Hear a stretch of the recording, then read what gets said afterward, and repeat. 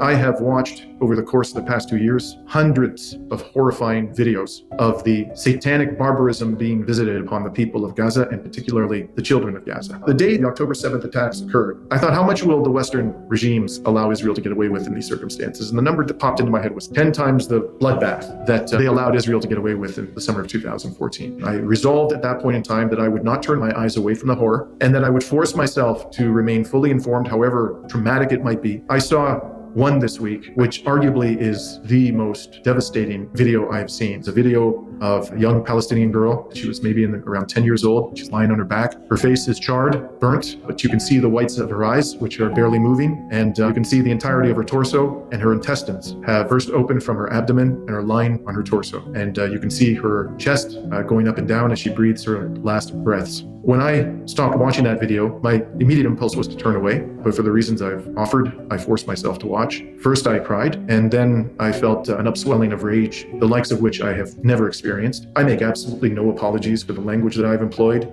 People who don't like it, I couldn't care less. In fact, I regret that I'm not able, most days, to find language that is sufficiently harsh to describe the full horror of what Israel, with the total backing of the West, has perpetrated over the past 2 years. And hopefully there will come a day soon. This genocide is going to have to come to a definitive end, and all the monsters who perpetrated it will have to be held to account.